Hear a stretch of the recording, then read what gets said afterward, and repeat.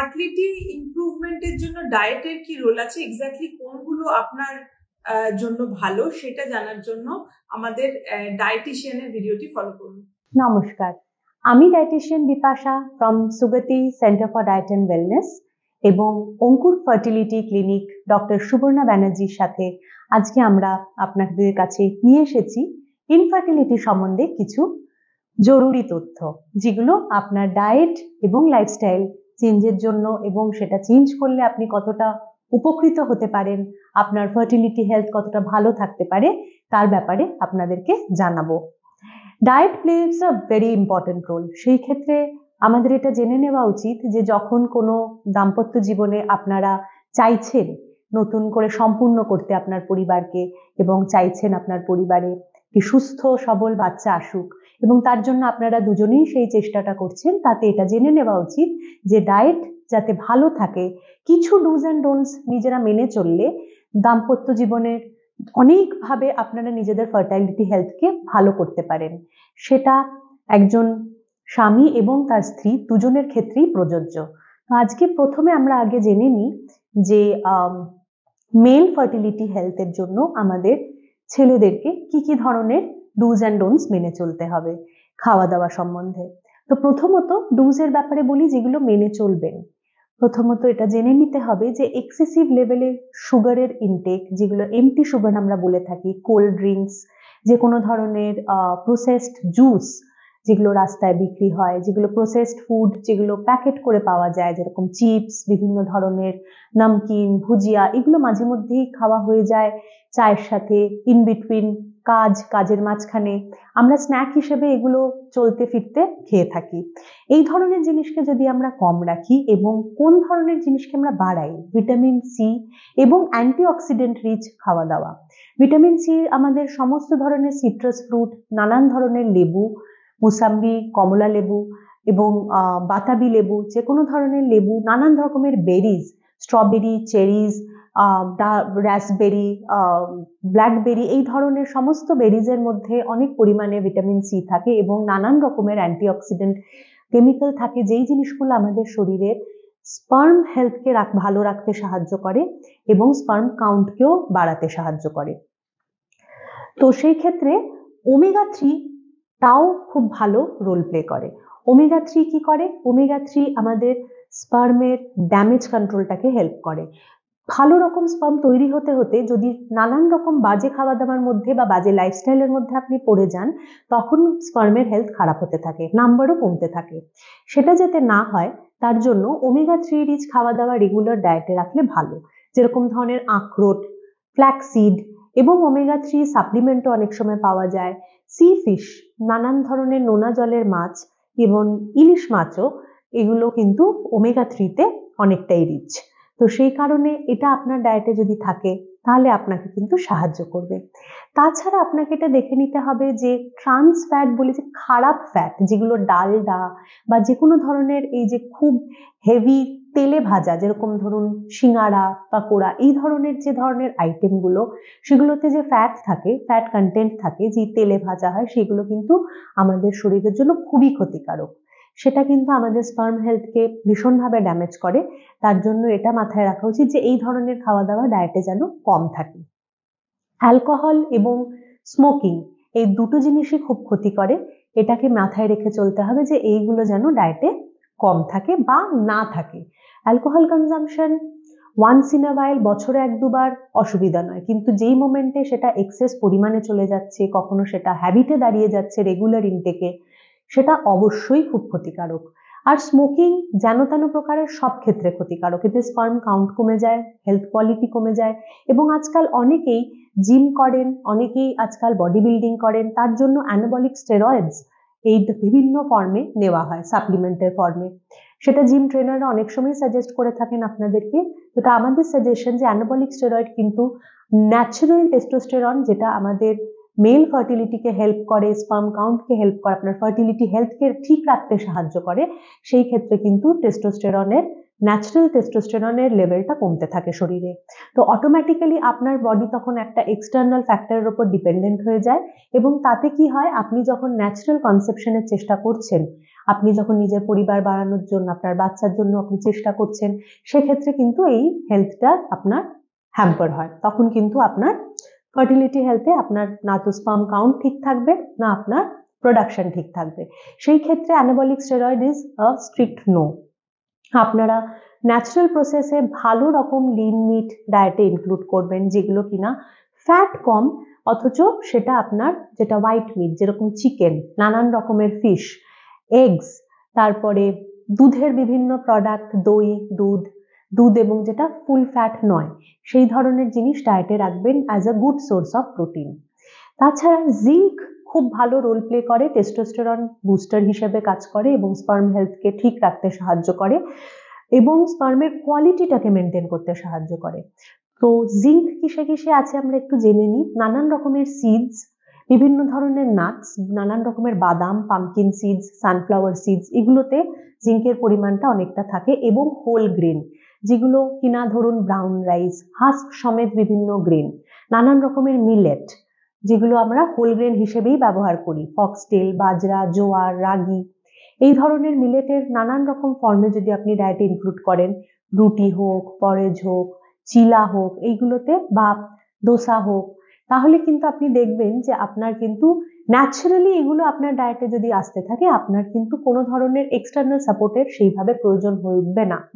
এবং যেই মোমেন্টে আপনারা ফার্টিলিটি ট্রিটমেন্টে ঢুকছেন ডক্টরের আন্ডারে, ডক্টররা তো অবশ্যই আপনাদের সাপোর্টিভ মেডিকেশন দেবেন, তার সাথে কিন্তু এই ধরনের ডায়েটটা যদি সাথে সাথে মেনটেন হয়, তবে আপনারা বুঝতে পারবেন যে আপনারা যেটা টার্গেট করছেন as a your health goal, as your family goal, সেটা কিন্তু আপনাদের সম্পূর্ণভাবে সেটা আপনাদের পরিপূর্ণ হবে। এবং ওয়াটার ইনটেক, ওয়াটার কনজাম্পশন ঠিক রাখা দরকার, কারণ হাইড্রেশন লেভেলটা ঠিক থাকলে শরীরে স্পার্মের মোটিলিটিটা ভালো থাকে। তো যেই মোমেন্টে আপনার মনে দরকার স্পার্মের মুভমেন্টটা যে ঠিক থাকে, সেটার জন্য আপনার হাইড্রেশন লেভেলটাও শরীরে ঠিক রাখা দরকার। তো মিনিমাম অপটিমাল লেভেল 3 লিটারের জল কিন্তু রেগুলার ডায়েটে মেনটেন করলে ভালো হয় 24 ঘন্টার মধ্যে। অত্যন্ত বেশি পরিমাণে চা এবং কফি, সেটা কিন্তু খুব ক্ষতিকারক। এক্সেসিভ ক্যাফেন ইনটেক স্পার্ম হেলথকে ক্ষতি করে। তাছাড়া প্রচন্ড পরিমাণে হিট, যেরকম ধরুন অনেকে পছন্দ করেন সনা নিতে, অনেকে পছন্দ করেন খুব বেশি গরম জলে স্নান করতে, সেগুলোতে যখন স্পার্ম যখন এক্সপোজড হয় প্রচন্ড গরম টেম্পারেচারে শরীরে, তখন কিন্তু কিছুক্ষণের জন্য ওদের প্রোডাকশন হোল্ডে চলে যায়। তো সেই ক্ষেত্রে কিন্তু সেটা একটা নর্মাল ন্যাচারাল প্রসেসকে হ্যাম্পার করে। তো সেই কারণের জন্য এক্সেসিভ গরম জলে স্নান করা বা এক্সেসিভ বারবার সনা নেওয়া, এই প্রসেসগুলোকে আপনারা ফ্রিকোয়েন্সি কমিয়ে দিতে পারেন, বা অনেকক্ষণ ধরে নিজের শরীরকে এক্সপোজ করবেন না অত্যন্ত বেশি গরম টেম্পারেচারে। উষ্ণ গরম জলে স্নান করাটা বেটার রেকমেন্ডেশন। আর তাছাড়া আপনাদের এটাই সাজেস্ট করব যে রেগুলার এক্সারসাইজ, ঠিক মতন ওজনটা মেনটেন করা, বিএমআই এর মধ্যে নিজেদের ওজনটাকে রাখা খুব প্রয়োজনীয়, যাতে কিনা ওবেসিটি এসে নানান রকম, ওবেসিটি শুধু একলা আসে না, ওবেসিটির সাথে হাই বিপি, ডায়াবেটিস, এই ধরনের নানান রকম রোগ, নানান রকম সমস্যা নিয়ে আসে। তার জন্য এই ধরনের জিনিসের মধ্যে নিজেদেরকে না নিয়ে যাওয়ার জন্য ঠিক ওজন মেনটেন করাটাও প্রয়োজনীয়। এবার আসছি আমরা ফিমেল ফার্টিলিটি হেলথের উপরে। মেল এবং female irrespective of gender, fertility health যখন নিজেরা মেনটেন করছেন, এটা দুজনদেরই মাথায় রাখা উচিত, স্মোকিং এবং অ্যালকোহল কনজাম্পশন এই দুটোই is a strict no. Smoking এবং অ্যালকোহল কনজাম্পশন যেন তেন প্রকারে হরমোন হেলথকে আমাদের বিগড়ে দেয়। তো সেই ক্ষেত্রে এটা irrespective of gender, male female দাম্পত্য জীবনে এটা দুজনকেই মাথায় রাখতে হবে যে স্মোকিং, ক্যাফেন ইনটেক, তার সাথে চা এবং কফি, এগুলো যেন যতটা পরিমাণে কম হয় তত আপনার জন্য ভালো। এবারে আসছি পার্টিকুলারলি আমরা ফিমেলদের জন্য আলাদা কি কি জিনিস নজরে রাখবো। মহিলাদের জেনারেলি টেন্ডেন্সি থাকে অ্যানিমিয়া হয়ে যাওয়ার, and iron is a very big important source, যেটা আমাদের ফিমেল ফার্টিলিটি হেলথকে হেল্প করে। তো আয়রন রিচ খাওয়া দাওয়া, আয়রন রিচ ফুড, যেরকম ধরুন ভীষণ ডার্ক লিফি গ্রিনস, যেরকম পালং শাক, লেটুস পাতা, ব্রোকলি, ক্যাপসিকাম, ডার্ক গ্রিন কালারের ক্যাপসিকাম, এই ধরনের জিনিস, এগুলো রিচ ইন আয়রন, এই জিনিসগুলো কিন্তু ডায়েটে রেগুলার রাখলে খুব ভালো। তাছাড়া রাজমা, কালো চানা, ছোলা, এগুলো হলো ভালো লিন মিট এবং গুড সোর্স অফ আয়রন। এগুলোও আমাদের ডায়েটে রাখলে ভালো, কারণ লিন প্রোটিন যেগুলো আমরা বলে থাকি সেটাতে রেড মিটটাকে আমরা কম ইউজ করতে বলি।